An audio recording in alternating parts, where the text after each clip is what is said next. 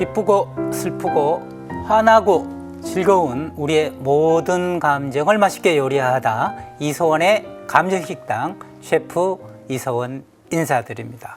야, 제가 앞에 말을 참 잘 외웠네요. 그죠? 다시 하라면 잘 외워지지 않는, 좀 전에 어떻게 소개를 할까 생각하다가 이렇게 소개말을 생각했는데 제가 생각해도 괜찮은 것 같네요. 첫 번째 시간에 여러분들한테 버스에서 오다가 대박이야, 대박! 이런 얘기를 들어서 우리는 모두 대박 공화국을 희망하고 있다.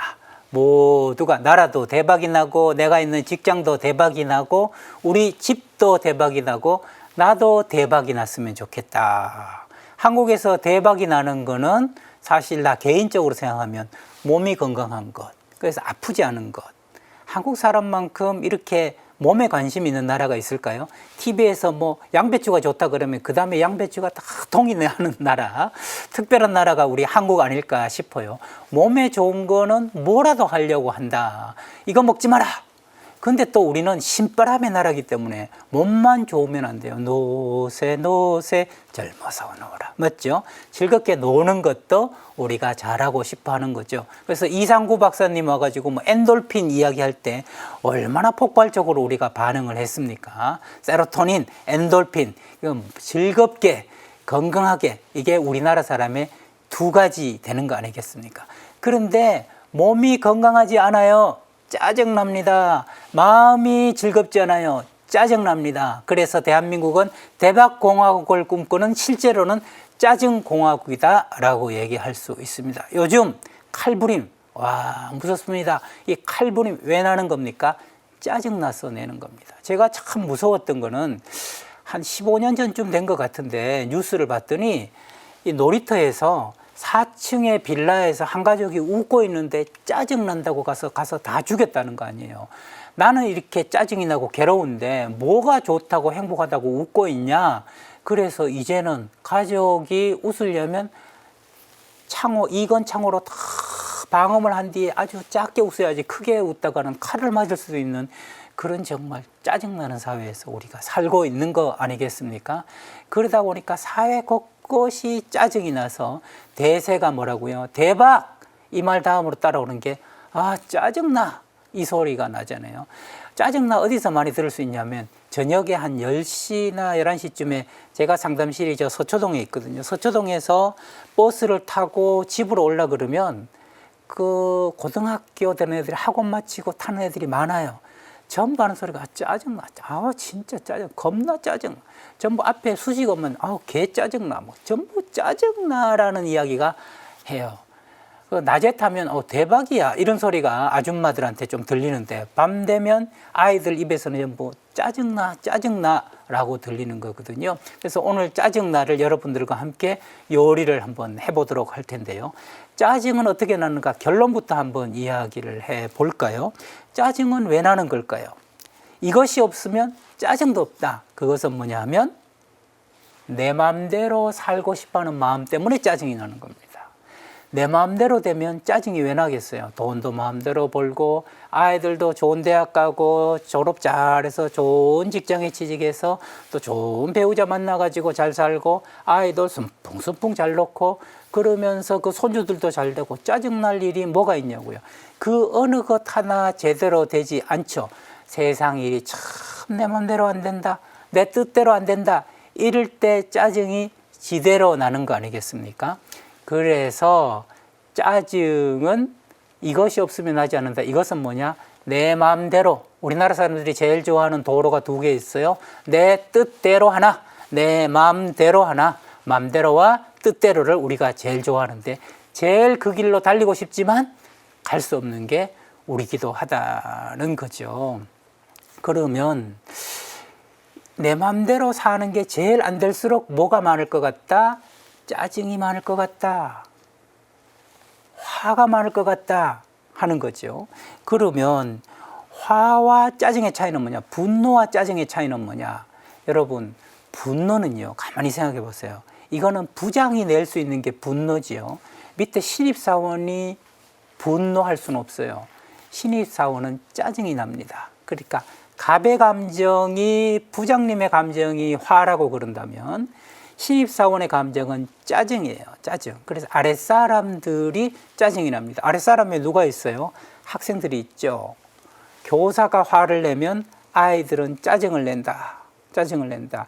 이게 요즘 분간이 잘 안 될 정도로 돼서 교사 정말 스스로 극단적인 선택을 하고 아이들의 분노 막 이런 것들이 나타나니까 야, 이 세상이 어떻게 되려고 이러나 이런 이야기를 하지만 짜증과 분노는 분노가 윗사람의 거라면 짜증은 아랫사람의 거다. 그래서 부모는 분노하고 아이는 짜증을 낸다. 하급자는 짜증을 내고 상급자는 분노한다. 그래서 이런 말이 있잖아요. 억울하면 출세해라. 이런 말이 있죠. 그러면 이 짜증에 있어서 가장 짜증이 많이 나는 사람들은 누구일까요? 저는 학생이라고 생각이 들거든요. 우리 초등학교, 중학교, 고등학교 한 번은 기차를 타고 가는데 이제 걔가 초등학교 한 2학년쯤 된 1, 2학년 된 여자아이였어요. 여자아이였는데 엄마가 걔를 쥐잡듯이 잡더라고요. 뭐 어떻게 잡냐면 그러니까 얘기를 해. 피아노 하고 싶다는 거야. 그만두고 싶다는 거야. 이렇게 애가 엄마 몰라. 이러니까 뭘 몰라. 지금 든 돈이 얼만데 지금 딱 얘기해. 이가 이야기해서 싫다 그러면 다 끊을 거야. 피아노뿐 아니라 다 끊을 거야. 그러니까 제대로 얘기해. 피아노 하고 싶어 하기 싫어. 와, 이건 칼만 안 들었지. 거의 협박. 와, 이거 법적으로 처벌 안 되나요? 듣는데 제가 너무 짜증이 나는 게 짜증이 나. 근데 아이가 엄마 무서우니까 피아노 할 거야. 그랬어요. 약속했다. 약속했어. 이제 제대로 열심히 하는 거야. 알았지? 그러면 이제 다른 것들도 해. 알았어, 엄마. 화내지 마. 화내는 게 아니라 확실히 하자는 거야. 오, 얘는 아주 어린애가 얼마나 가여워요. 이 아이 속에서 지금 엄마는 뭘 내고 있어요? 화를 내고 있죠. 아이한테는 뭐가 나겠어요, 사실? 짜증이 나는 거지. 짜증이 나는 거지. 내가 피아니스트 될 것도 아니고 왜 어릴 때부터 거기 앉아서 체르닌 이런 걸 치고 있어야 돼요. 그렇죠? 그걸 봤을 때 엄마가 지금 분노하고 있다. 아이는 지금 짜증이 나고 있다. 그걸 듣는 나도 짜증이 나고 있다. 아이는 뭐가 안 돼요? 내 마음대로 안 되고 내 뜻대로 안 되죠. 아이에게 엄마의 생각이 들어가고 있는 거죠. 잠깐 감정 셰프와 함께 곁으로 갔다가 나오죠. 많은 부모님들이 이런 얘기합니다. 우리 약속했잖아. 피아노 치기로 약속했잖아. 컴퓨터 게임 안 하기로 약속했잖아. 2시간만 하기로 약속했잖아. 제 상담실에서 정말 그렇게 약속해놓고 얘가 2시간을 어기고 3시간, 4시간 합니다. 게임 안 하겠다 그러놓고 주말에도 합니다. 정말 어떻게 하면 좋습니까? 이렇게 얘기할 때 제가 뭐라고 어머님들한테 이야기를 하냐면 그것은 약속이 아닙니다. 약속이라는 것은 서로가 대등하게 상의하고 협의해서 하는 것이 약속이지 일방적으로 강압적으로 해서 마지못해서 하는 것은 약속이 아닙니다. 일본이 우리나라하고 한일 합방 그 약속입니까? 힘으로 누르고 마지못해서 약속 형태로 한 거죠. 그와 마찬가지다. 그래서 아이에게 네가 게임을 하려면 어느 정도 필요하니 게임이 어떤 거니 얼마나 했으면 좋겠니 해서 애가 10시간 그러면 10시간 하면 네 몸도 그렇고 마음도 그렇고 이게 10시간이 많으니까 아빠 생각에 엄마 생각에는 한 6시간 정도 그래서 타입을 봐서 8시간 정도 이건 약속이 되는데 몇 시간 할 거야? 2시간? 1시간 줄여 공부 언제 해? 해서 1시간으로 줄여버리고 약속했다? 이렇게 하는 것은 강압이라는 거죠. 이것이 바로 가장 짜증이 많이 있다고 제가 얘기한 학생들의 짜증의 근원이다 하는 거죠. 집에서부터 강요된 약속으로 내 맘대로 내 뜻대로 안 되게끔 그렇게 정하는 거죠. 그러면 이 학생들은 초등학교 때부터 선행학습으로 엄마와 약속을 해야 됩니다. 학원 선생과 약속을 해야 돼요. 내 뜻대로 내 맘대로 되는 게 뭐가 있습니까? 없어요. 그럼 내 뜻대로 내 맘대로 되는 게 뭐가 있을까요? 화장이 있죠. 그리고 또 뭐가 있어요? 게임이 있죠. 그리고 뭐가 있어요? 가서 뭐 농구하고 축구하고 어쩌다가 이러는 것들이 있죠. 그러니까 아이들이 게임 중독과 화장을 하고 쟤 큰일 났다 벌써 저러면. 그 다음에 콘서트 하면 거기 몰려가고 이러는 거 아니겠습니까? 짜증을 나름대로 풀기 위한 방법이 컴퓨터 게임이고 그리고 화장이고 채팅이고 연예인한테 열광하는 것인데 그것마저 틀어막으면 아이들 어디로 갑니까? 정말 병원으로 가야 되는 걸까요? 저같이 상담소로 와야 될까요? 실제로 그런 애들이 많지 않습니까? 죽고 싶다고 이야기하고 정말 병원에 나 좀 데려가 달라 그러고 멀쩡하게 공부 잘하던 애가 고등학교 1학년 돼서 모든 걸 다 팽개치고 이전 시간에도 제가 그런 예를 말씀드렸습니다만 막 부모한테 몽둥이를 들고 이런 일이 일어나는 거 아니겠습니까? 그게 뭐 짜증난다고 하는 거죠. 이 상황이 대학교로 가면 달라지느냐? 달라지지가 않아요. 참 이건 제가 대학교 교수로 있다 보니까 저 스스로에게 이제 이러니까 저에 대해서 좀 이야기할 수 있는 게 있는데 그 일본의 교수들이 저희 그 대학원 선배님이 안식년 있잖아요. 연구년으로 일본에 가서 일본 교수들을 만났는데 일본 교수들이 한국 교수들한테 3가지를 놀란다고 얘기하더라는 거예요. 첫째, 아는 게 어쩜 그렇게 많으냐. 아는 게 교수가 모르는 게 없어. 뭐 세상 돌아가는 거 온갖 것들을 다 아는 거 이거 대한민국 1등인 거 일본 교수가 봤을 때 이게 첫 번째로 놀라운 거라는 거예요. 두 번째, 깊이 아는 게 어떻게 하나도 없냐. 깊이 아는 게 하나도 없다는 거예요. 자기 전공도 그렇고 깊이 파고들면 대답을 못 한다는 거죠. 그런 사람이 온갖 것에서 자팍상식, 온갖 것들은 다 많이 한다. 세 번째, 많은 걸 알고 깊이 알지 못하고 세 번째로 제대로 아는 게 없다. 제대로 아는 게 없다. 이 깊이 아는 거나 제대로 아는 거나 이 얘기를 듣고 아닙니다. 그건 그렇지 않습니다. 이렇게 이야기할 수 있는 대한민국의 교수가 몇 명이나 될까? 저는 그 얘기를 듣고 얼굴이 화끈거리더라고요. 나는 얼마나 많은 걸 알고 있는데 진짜 온갖 얘기를 다 들어서 알고 있어. 나도 그런 교수예요. 일본 교수한테 그런 비판을 받으면 그렇긴 합니다. 당신이 하고 있는 상담 이것에 대해서 깊이 알고 있느냐? 잘 몰라요. 제대로 알고 있는 게 얼마나 되느냐? 그것도 별로 없어요. 그러면 저 같은 교수, 그런 비판을 받는 교수 밑에서 공부하는 학생들은 제대로 알까요? 그러다 보니까 대학교에서도 교재를 그대로 통째로 외워서 가르치는 교수가 적지 않다. 많다 하면 안 됩니다. 적지 않다고 저는 얘기했습니다. 저는 그래서 대학원에서 수업을 할 때 제일 먼저 마음을 쓴 것이 학생들이 마음대로 뜻대로 할 수 있는 공부를 하도록 해야 되겠다라고 마음을 먹었어요. 그래서 제가 대학원 서강대학교에서 겸임교수로 강의를 시작한 게 2018년 봄학기부터였는데 집에서 결심을 했죠. 짜증나게 학생들을 만들면 안 되겠다. 이미 짜증 많이 묻다 아이가 많이 짜증을 겪으면서 대학교까지 다 마친 학생들이기 때문에 대학원에서까지 짜증을 줄 수 없다는 생각이 들었어요. 그래서 제가 제일 먼저 없앤 게 성적을 없앴습니다. 이 성적에 학생들이 목매잖아요. 초등학교 때부터 몇 등 했느냐에 목을 맨다는 거 아니겠습니까? 제 제자가 중국 상해에서 국제학교에 아이를 보냈는데 그 국제학교에는 외국인 교사들이 영어로 이제 아이들을 가르치잖아요.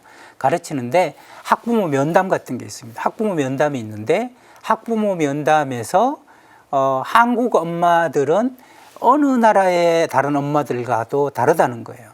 꼭 한국 엄마들은 2가지를 묻는데요. 첫 번째, 아이가 이번 과학이 전번에 60점이었는데 80점으로 올랐습니다. Congratulations, 축하합니다 하고 이야기를 해주면 다른 나라 엄마들은 나이스, 원더풀, 땡큐 so much 하면서 정말 쌤 고맙습니다. 너무 멋진 일입니다. 우리 아이가 드디어 60에서 80이 됐군요. 와우, 이렇게 이야기를 하는데 한국 엄마는 그렇게 반응하는 사람이 없다고 그럽니다. 이렇게 꼭 물어본대요. 그러면 반에서 몇 등입니까? 라고 물어본다는 거죠. 한국 엄마에게는 등수가 가장 중요하다. 몇 등입니까? 하고 묻는다는 거예요.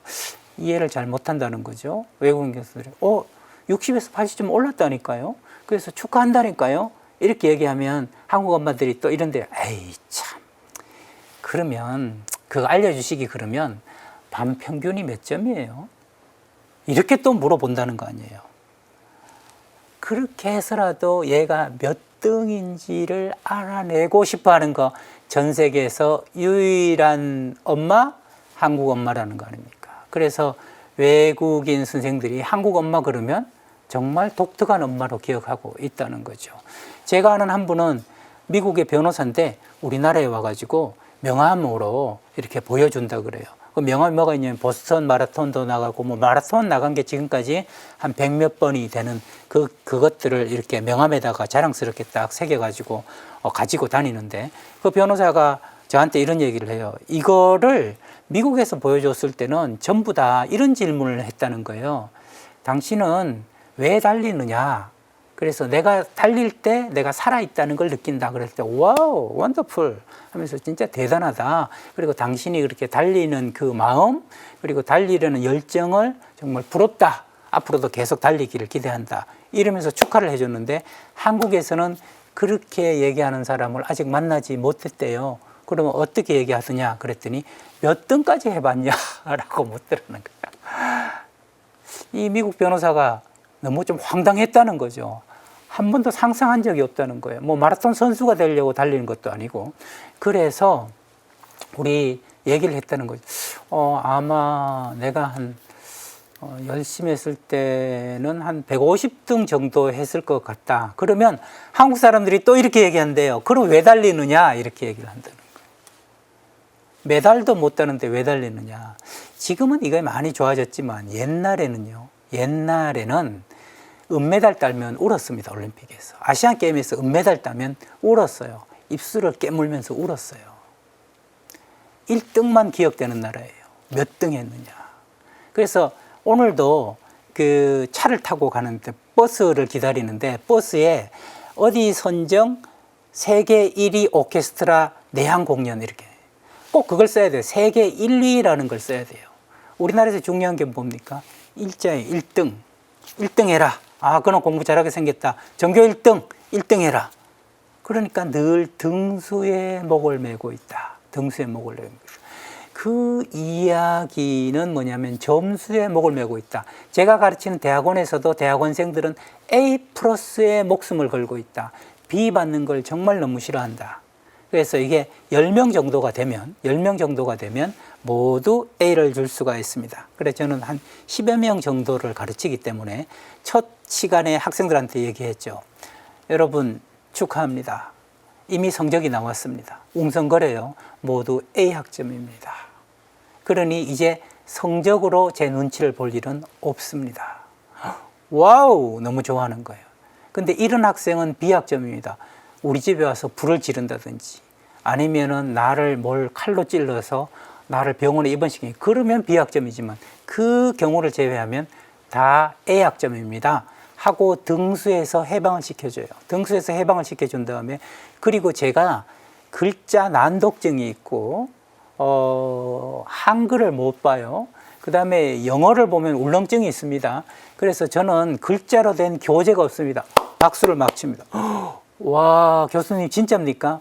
돈 쓰지 마세요. 돈 쓰지 마세요. 그렇게 얘기를 하고. 그리고 저는 발표가 없습니다. 와, 시험이 없습니다. 평가가 없습니다. 교재도 없어요. 그럼 어떻게 수업합니까? 요즘 고민이 뭐예요? 저 요즘 고민은 여자친구하고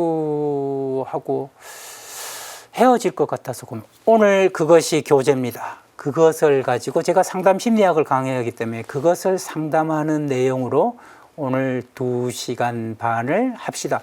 진짜입니까? 진짜입니다. 그래서 여러분들의 삶의 이야기가 교재입니다. 여러분 저 따라 해보세요. 뭘요? 인생에 정답은 없다. 명답만 있을 뿐이다. 콜 전부 다 따라합니다. 인생에 정답은 없다. 명답만 있을 뿐이다. 여러분들이 이야기하는 모든 것이 명답입니다. 여러분 삶에 대해서 여러분만큼 잘하는 사람은 대한민국에 아무도 없습니다. 서강대는 우리나라 제일 좋은 대학입니다. 왜냐? 서서히 강해진다고 서강대 아니겠습니까? 그러면 학생들이 아재 개그라고 웃으면서도 좋아해요. 그러면서 학생들 한 명 한 명의 삶의 이야기가 교재가 됩니다. 이번 학기에도 가족 상담을 이제 제가 강의하는데, 물론 교재 없고 평가 없고 시험 없습니다. 그리고 각 가족의 이야기, 내가 살면서 가족에 대해서 느낀 것, 이것들에 대해서 토론하는 것이 수업입니다. 그렇게 2시간씩 수업을 하고 나면 학생들은 마칠 때 저에게 최고의 평점으로 보답을 해줍니다. 강의 평가가 최고가 되다 보니까 제가 서강대에서 잘릴 일이 없습니다. 연속해서 계속 강의 잘하는 교수로 남아있는데, 강의를 잘하는 게 아니라 학생들의 짜증을 없애주는 거 대한민국 최고의 교수다. 저는 이렇게 생각을 하고 있습니다. 짜증을 없어진 자리에 내게 강 같은 평화, 학생들 가슴에 강 같은 평화가 녹아듭니다. 학생들 정말 신나게 얘기를 합니다. 스스로 한 학기 동안 정말 배울 것 같은 엑기스 같은 지혜와 지식들이 막 이렇게 분수처럼 나와요. 그걸 볼 때 정말 희열을 느끼죠. 근데 대학교라는 것이 아직은 우리나라 대학이 교수에게 완전히 이름해줘서 서강대가 감사하기도 하지만, 또 하나는 근거라는 게 필요합니다. 교육부가 있잖아요. 평가가 있고 감사가 있잖아요. 그래서 어떻게 이 학생들한테 A를 줬는지 근거가 필요합니다. 그래서 저는 대학원에서 딱 시험을 안 본다고 했으면서 보고서를 한번 내게 하죠. 기말고사 기간에 보고서를 내게 합니다. 그 보고서는 다음과 같이 정했습니다. 한글의 글자 크기가 11, 그리고 줄 간격 180으로 5줄을 써라. 그런데 6줄 쓰면 B, 4줄 써도 B, 5줄만 써라. 학생들 너무 좋아합니다. 5장이 아니에요. 5줄을 씁니다. 그럼 뭘 씁니까? 네 맘대로 쓰세요. 네가 이번 학기 강의를 들으면서 상담에 대해서, 너에 대해서 뭔가 궁금한 게 있으면 그 5줄에다가 옮겨라. 5줄 쓰기가 5장 쓰기보다 더 힘들다. 네가 문제를 내고 네가 답을 써라. 이렇게 이야기를 하고, 마지막 5째 줄은 중간을 넘겨라. 중간 이하로 쓰면 비학점이다. 이렇게 얘기를 하면 전부 중간 이상으로 이렇게 쓰는 거죠. 여러분 생각해 보세요. 대학원에서 수업을 듣는데 교재가 없습니다. 그 다음에 교수가 가르쳐 주는 게 없어요. 내 살아가는 이야기가 이것이 교재입니다. 정말 모두가 내 살아가는 이야기에 대해서 관심을 가지고 함께 이야기를 하고 토론을 해요. 그러면 교수는 요약하고 정리해주고 인생의 원리를 찾습니다. 그래서 이전에 살던 나의 삶의 원리보다 더 높은 원리의 삶을 살아갈 수 있는 것을 대학원에서 배우게 됩니다. 다니고 싶지 않으십니까? 정말 다니고 싶을 거라고 생각이 들고, 학생들이 제 수업에는 30분, 1시간 일찍 옵니다. 와서 오늘 제 얘기를 할 텐데 이 얘기는 조금 너무 깊이 들어오지 않으셨으면 좋겠습니다. 이렇게 이야기를 합니다. 그래서 마지막에 5줄을 쓰게 했는데 그 내용들이 주옥 같습니다. 한 번은 제가 신학대학 겸임교수로 서강대에 있기 때문에 수도자분들 또 뭐 신부님, 성직자분들 상담을 가르치는 일을 하고 있습니다. 또 공공정책대학원에서 사회복지를 전공하는 학생들, 그 가톨릭 사회복지 뭐 이런 학생들, 대학원생들을 상담을 가르치고 있는데, 한 번은 그 수사님 한 분이 이렇게 문제를 내셨어요. 나는 에스프레소보다 나은가? 이게 무슨 문제지? 하고 들여다봤더니 나는 커피를 좋아한다. 그 중에서 특히 에스프레소라는 녀석을 무척 좋아한다. 근데 이 에스프레소는 물을 타면 아메리카노가 되고 알코올을 타면 칵테일이 된다. 아메리카노와 칵테일이 된 것처럼 에스프레소는 자기 고유한 커피의 맛을 유지하면서도 다양한 것에 다양한 맛을 그대로 내준다. 성경에 보면 모든 것에 모든 일에 모든 것이 되라는 문구가 있는데, 모든 이에게 모든 것이 되라는 문구가 있는데, 에스프레소는 바로 그런 존재인 것 같다. 나는 수도자이면서 과연 에스프레소처럼 사람들의 맛과 향에 맞는 수도자가 되고 있는가? 나는 에스프레소를 볼 때마다 부끄러워진다 하는 내용을 써서 제가 최초로 200점을 줬습니다. 점수로는 100점밖에 들을 수 없었지만 최고의 답이었습니다.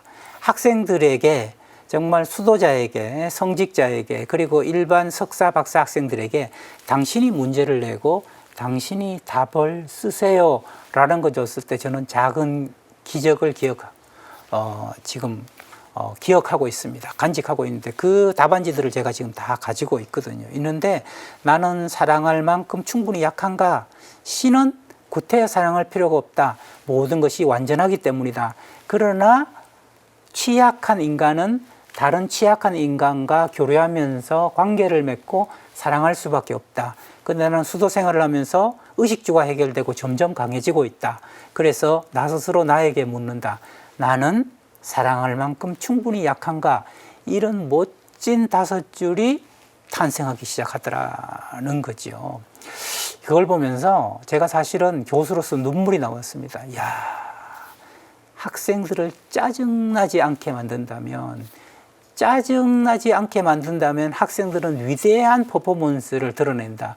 그야말로 세계 제일의 머리와 깊은 사색의 산출물들을 너무나 평화롭게 드러낸다 하는 것을 제 수업 시간에 2018년부터 지금까지 계속 확인하고 있습니다. 교재 없는 수업, 학생들의 삶으로 이루어지는 수업, 이것을 다르게 이야기하면 짜증은 무엇에서 오는가 하면 내 멋대로 내 마음대로 안 된다는 건데, 그것을 방해하는 것이 바로 1등이라고 얘기하는, 이걸로 대표되는 획일주의라고 얘기할 수 있습니다. 획일주의.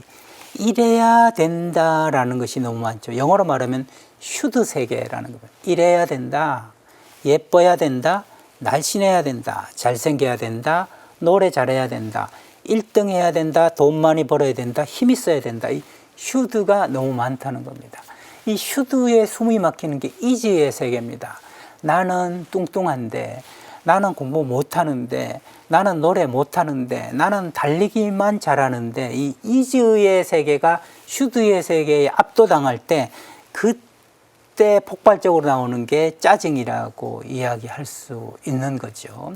정말 뭐 해야 된다는 게 많습니다. 그래서 전 세계에서 가장 많은 것이 사기꾼이다, 제일 발달한 게 점집이다, 이전 시간에 그런 얘기 드렸습니다. 그리고 학원 산업이 발달했다고 말씀드렸는데, 또 다르게 전 세계에서 1위 하는 게 있습니다. 성령 대한민국 전 세계 1위입니다. 명품 시장 전 세계에서 1위 시장이 대한민국입니다. 성령은 뭐예요? 부모님한테 태어난 이 작품을 어느 특정 모델에게 맞추어서 찍어내는 듯한 제품으로 만드는 일이 성령이다. 저는 그렇게 생각합니다. 이 작품, 고유한 거 제 작품 아닙니까? 이것을 코는 저 모양으로, 눈은 이렇게 쌍꺼풀로, 광대뼈를 깎아내고 치아 교정을 하고 귀는 이렇게 해서 원래 내가 받은 것이 아니라 사회에서 이상적으로 그리는 것에 그대로 맞춰 나가는 제품으로 만드는 거죠. 그래서 보스의 비포 앤 애프터라고 나오는 그 여인의 얼굴이 시내 가보면 너무 많아서 어떻게 한 집에서 이렇게 많은 사람들이 있을까. 그런데 해외에서도, 러시아에서도, 유럽에서도 전부 다 한국으로, 중국에서도 옵니다. 성령을 하러 오는 것이죠. 하나의 획일적인 슈드, 얼굴은 예쁜 것은 요래야 된다는 슈드에 이즈들이 전부 신음하고 짜증납니다. 그럼 누구한테 짜증내요? 성령 받을 돈을 못 주는 엄마한테 짜증을 내고, 그 돈을 못 주게 돈을 못 벌어오는 아빠한테 짜증내고, 엄마 아빠는 이걸 못 주는, 그 다음에 줘야 하는 이 현실에 짜증을 내는 거 아니겠습니까?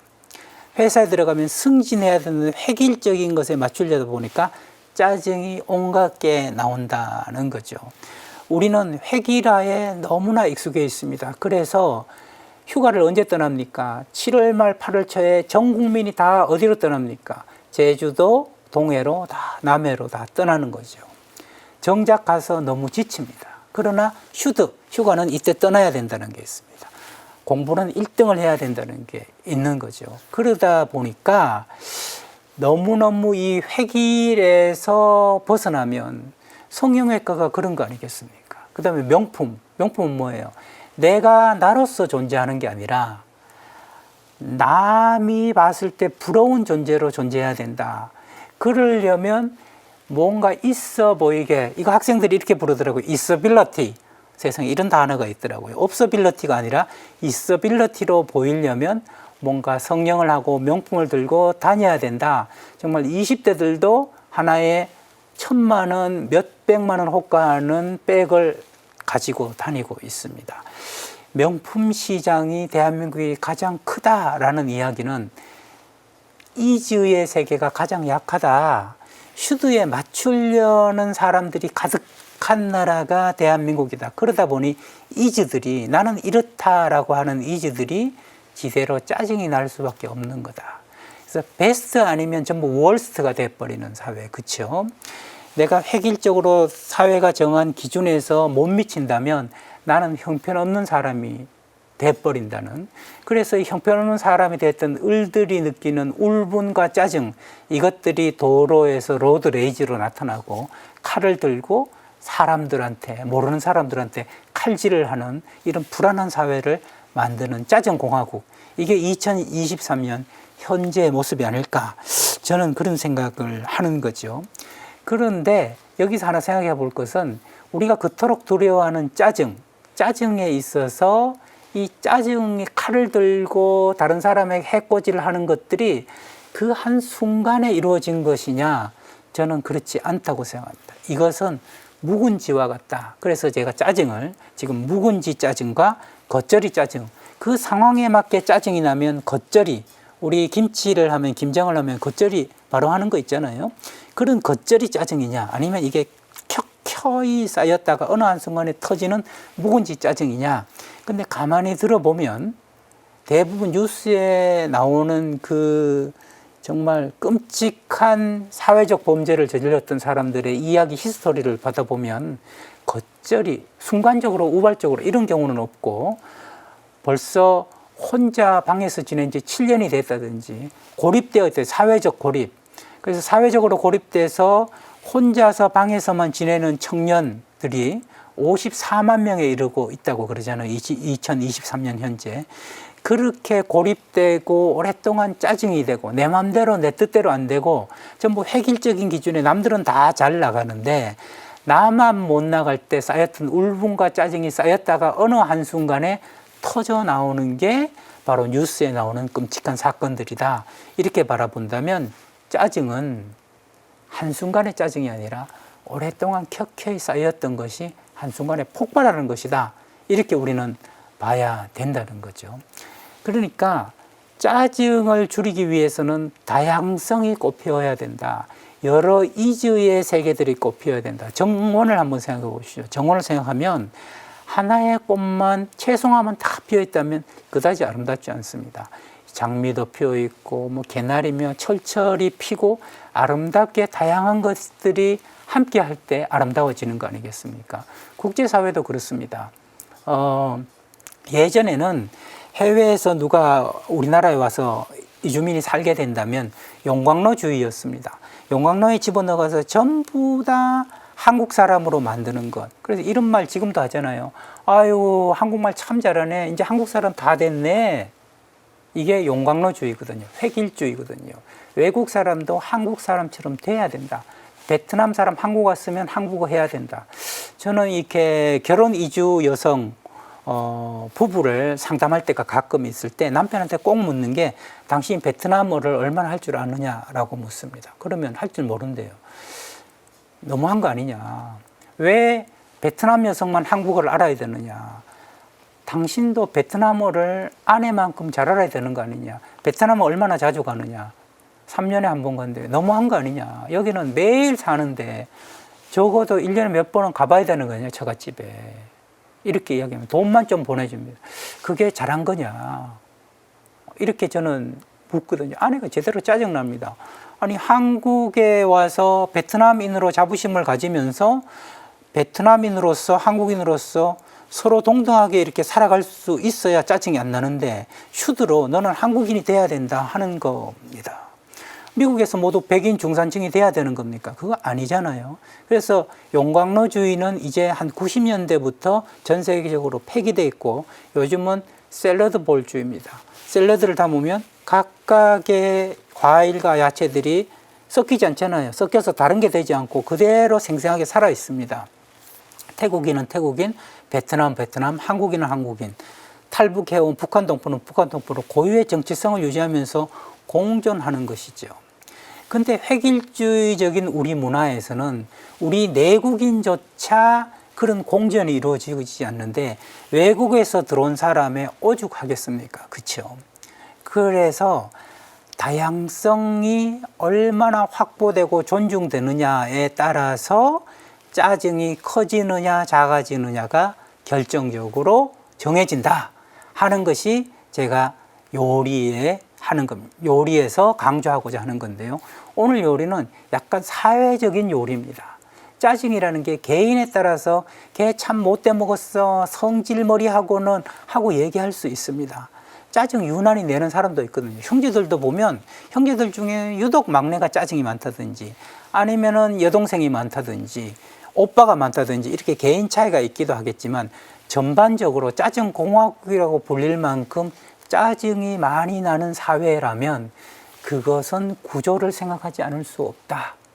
뭔가 사회적으로 가치 있다고 생각하는 몇 가지를 정한 뒤에 여기에 부합하면 우월감을 느끼고 여기에 못하면 열등감을 느낀다면 열등감을 느끼는 사람들에게서 나타나는 감정은 짜증일 수밖에 없다. 그래서 이 짜증이 많은 세상에서 짜증을 잘 요리하고 해법을 찾으려면 어떻게 하면 좋은가? 어떻게 하면 좋은가? 짜증에 빛과 그림자가 있습니다. 빛과 그리고 그림자. 자, 빛은 뭐냐? 짜증의 빛이 어디 있겠어요? 없죠. 짜증나는데. 그런데 짜증을 가만히 들여다보면 내가 왜 짜증나는가를 알 수 있습니다. 엄마가 내 말을 끝까지 들어주지 않기 때문에 짜증이 난다. 이럴 때 깨닫는 게 반면교사의 교훈인 거죠. 내가 아이를 기를 때는 아이 말을 끝까지 들어주겠다. 실제로 이런 부모들이 있습니다. 나는 아버지가 술 마시고 늦게 들어오는 걸 겪었지만 나는 술을 마셔도 일찍 들어오고 집에 와서 술주정을 하지 않겠다. 이것은 비극을 나의 아름다운 서사로 만들고 짜증나지 않는 환경으로 만든 거거든요. 저는 그런 사람을 작은 영웅이라고 부릅니다. 우리 주변에 작은 영웅들이 많습니다. 나는 그렇게 살았지만 고리를 끊고 이제부터는 짜증나지 않는 가정을 이루겠다. 나는 아버지한테 가업을 물려받아서 이렇게 직장을 경영하고 있지만 회사를 경영하고 있지만 이 직원들이 행복하게 만들어주겠다. 마음대로 하지 않겠다. 바로 이것이 짜증의 빛이라는 거죠. 빛. 짜증을 통해서 그러지 말아야 되겠다는 걸 알고 내가 should를 강조하는 게 아니라 is를 존중해 주는 것으로 갈 수 있다는 거 아니겠습니까? 예전에 조선시대 때 연암 박지원 아시죠? 조선이 낳은 정말 뛰어난 분으로 연암 박지원 또 율곡이 또 정약용 선생님 이렇게 3대 천재다 이렇게 이야기를 하는데 연암 박지원이 고을 원님처럼 뭔가 벼슬을 하고 있을 때 굉장히 난폭한 종이 관하로 불려왔대요. 불려와가지고 집에 물건을 다 부셔버린다는 거죠. 그래서 그때 그 사나운 종을 보고 연암이 이런 처분을 내렸습니다. 옥에 가둬라. 옥에 가두고 새끼를 갖다 줘라. 그러니까 새끼줄을 갖다 주고 새끼를 꼬게 했어요. 그러니까 보름 동안 새끼를 계속 하루에 얼마씩 꼬아야 되는 거죠. 새끼줄을 다 만들고 나서 보름 뒤에는 나오라고 했습니다. 그리고는 이제 집으로 돌아가라. 그런데 어쩐 일인지 집으로 돌아가서 더 이상 물건을 부수지를 않는 거예요. 그래서 이 종을 데리고 왔던 대감이 와서 연암에게 물었죠. 어떻게 그 난폭하던 종이 이렇게 차분해질 수 있었느냐. 그랬더니 내가 가만히 그 눈치를 보고 사연을 들어봤더니 어릴 때부터 너무 마음대로 한 게 없어서 마음 둘 데가 없었던 종이더라. 그래서 내가 새끼를 계속 꼬게 하면서 마음둘 의지처를 찾게 하고 그것을 반복시켰더니 그 포악한 성정이 가라앉은 것이다. 이렇게 풀이를 해 줬다는 거죠. 결국 연암의 지혜는 다른 게 아닙니다. 그 사람의 정말 짜증났던 마음을 읽어주고, 짜증났던 것은 결국 내가 나로 살 수 없었기 때문에 짜증이 났기 때문에 네가 너로서 살 수 있는 하나의 의지처를 새끼고 오는 것으로 제공해 줬기 때문에 마음을 잡은 것이죠. 결국 야단쳐서 짜증이 없어지는 게 아니다. 강력하게 사형제를 부활하고 강력하게 처벌하면 칼부림이 없어지고 짜증이 없어지느냐, 저는 그렇게 믿지 않습니다. 정답을 강요하는 사회, 정말 하나의 기준으로 모두 목을 매야 되는 사회에서는 앞으로도 칼부림이 계속해서 나타날 수밖에 없다는 슬픈 예측을 저는 하고 있는 거죠. 이게 좀 느슨하게 풀어질 필요가 있다. 다행인 것은 20대를 중심으로 해서 요즘 사회가 다양성이 꽃피워지고 있다. 그래서 소수자들의 인권이 중요하게 대두되고 있다. 미투 운동부터 여성도 사람이다. 여성도 당당하게 남성과 더불어 살 수 있는 그런 아름다운 존재다라는 것이 우리 사회에 확산되고 있고요. 여러 소수자들도 우리도 권한이 있고 무엇인가 나눌 수 있고 동등한 걸 가지고 있다 하는 것들로 이제는 수직의 세계가 아니라 수평의 세계로 정원에서 아름답게 꽃피는 그러한 것들, 그러니까 다양성이 존중되는 것, 네가 너로 될 수 있는 게 존중되는 것이야말로 짜증을 많이 줄일 수 있는 세상이다. 그렇게 생각을 하는 거죠. 저는 짜증의 궁극적인 해법으로 이야기하고 싶은 것은, 감정 셰프로서 얘기하고 싶은 것은 존중이라는 두 글자입니다. 제가 대학원생들에게도 존중하는 마음을 가졌는데, 제 수업 시간에는 동대문 시장에 가서 제가 벨벳으로 된 테이블보를 꼭 그 학생 테이블 크기를 재서 만듭니다. 테이블보를 만들어서 좀 진한 청색 같은 테이블보로 학생들 그 수업하는 것을 다 덮어요. 덮으면 어떤 느낌이 나냐 하면 호텔 느낌이 납니다. 호텔에서 국제 세미나를 하는 것 같은 느낌이 들어요. 제가 그것을 제 사비를 들여서 동대문 시장에서 전부 재단해서 만들어서 학생들 책상 위를 다 이렇게 깔게 되면 수업할 때 그 느낌이 뭐 성스럽다까지 가지는 않지만 정말 아이들 말대로 있어빌리티, 굉장히 고급진 느낌이 듭니다. 그러면서 우리가 마치 전부 교수가 돼서 학자가 돼서 국제학술 발표대회를 하는 것 같은 느낌이 들어요. 강의장은 똑같이 옛날 강의장이지만 책상이 그렇게 딱 되어 있을 때 학생들의 말하는 눈빛이나 이 태도도 달라집니다. 소위 열악한, 뭐 서강대만 그렇겠으면 다들 이 교육 기자재에 많이 투자를 하지 않으니까 뭐 몇십 년이 지나도 그 테이블이고 그 책상이고 의자고 그렇잖아요. 그런 것들이지만 이 테이블보 하나를 딱 덮었을 때 가지는 시각의 만족, 그 다음에 또 이 촉감의 만족 같은 거는 굉장히 크거든요. 그것은 이런 뜻인 거죠. 나는 교수지만 여러분 위에 있는 사람이 아니라 여러분들을 정말 섬기고 싶다는 뜻을 이 테이블보를 통해서 드러내는 거죠. 그럼 학생들은 정말 기특하게도 거기다가 향초를 가져오는 학생도 있고 뭔가 꽃을 가져오는 학생도 있고 물을 하나씩 넣는 학생도 있습니다. 스스로 자발적으로 교수를 또 존중하게 된다는 거죠. 그래서 제 수업은 뭐 성적이나 이런 걸 떠나서 일단 짜증이 제로다. 저는 짜증 제로 수업이다 라고 이야기를 할 수 있는데요. 우리 중학교, 고등학교 과정에서 테이블보를 다 살 수는 없잖아요. 그럼 어떻게 하면 좋으냐? 그것은 개성을 인정해 주는 것, 개성을 존중해 주는 것. 이것은 이전 다른 방송에서도 한두 차례 말씀드린 바가 있습니다만, 제가 제 아들한테 이 학생을 존중하는 것, 다양성을 존중하는 게 무엇인가를 느낀 적이 있는데, 제 아들이 초등학교 3학년 때 2월 달에 학년을 마치고 뭔가 상장을 들고 막 흔들면서 왔어요. 그게 뭐냐 그랬더니 상을 받아왔다는 거예요. 대한민국 부모 상 받아오면 좋잖아요. 대한민국 부모들이 좋아하는 세 가지 여러분 뭔지 아시죠? 첫 번째가 상 받는 거, 두 번째가 학교 임원 되는 거, 세 번째가 성적 좋은 거, 이거잖아요.